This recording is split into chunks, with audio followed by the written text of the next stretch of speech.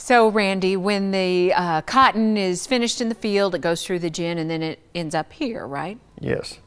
Once the cotton comes out of the gin, we unload it here, and they come in 100 bale blocks. We set it in these rows, and we'll just stack it in as it comes in, not by any order, not by any gin, just however it comes in is how it's stacked. Once it's stacked in here, and we know where it is by location and by the tag, once we get an order for that cotton from a merchant, we'll send guys in here and they'll pick them one by one to get the exact 88 bales that they want. This is really described as what, a co-op of producers, different folks bringing it in and storing it here? Yes, we're a cooperative. We are owned by 25,000 members, and we're owned from all the way from South Texas all the way into Kansas, from different members and landlords, and about 16 different gins store their cotton in this particular warehouse. Kind of tell me a little bit about the organizational process here, because it really is pretty sophisticated, isn't it? Yeah, it's pretty significant how we do it. It looks kind of like it's just stacked in, but every bale has a tag number, as you can see up here, and that tag number tells exactly where what bale that is, where it come from, what farm it come from, and what farmer actually farmed the cotton.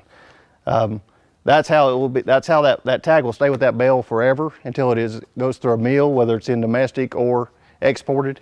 And everything is done by that bale tag with the class. So electronically, the USDA classes the bale, and so we know what the class is. The merchants can see the class, and that's how they buy the bales for how many or for whatever the class is. So they'll put 88 like bales together for a shipment, and our guys will come in here and pick them out one by one. And how does the government classify the cotton? There's like different, I guess, grades. Is that accurate? There's different grades. It's all done electronically again, and it's done by staple, which is the length of the cotton, the strength of the thread, and the micronair, which is the inside of the fiber on how strong it is, and then by color and by leaf. So it's all qualified that way.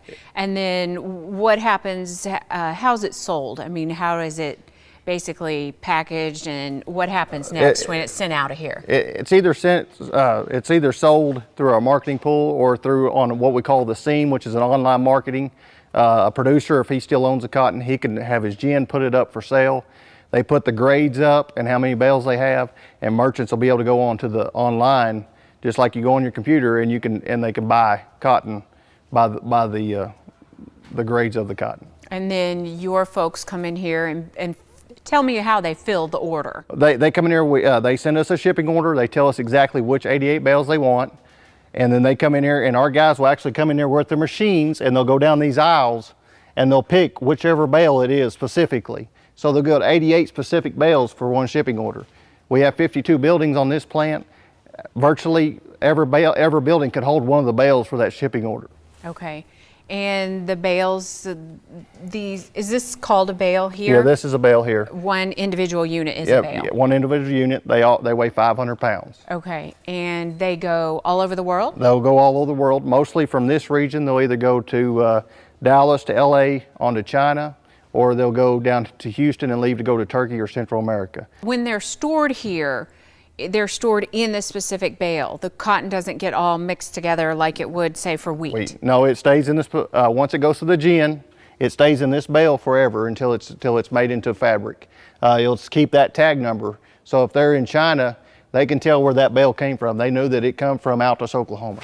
We'll receive about 350,000 here and we'll receive that within a 6-month period. And we'll start shipping this cotton as we're receiving it. And we will ship that whole 350,000 bales out, and probably this year it'll go out before July. Because of the shortage? Because there's a shortage in the pipeline of cotton, and so the ending stocks are down everywhere across the world and in the U.S., so they're wanting the cotton now. And so we're going to ship it this year, which is unusual for us. Usually we wait till after the first year to ship, but we're going to start shipping now.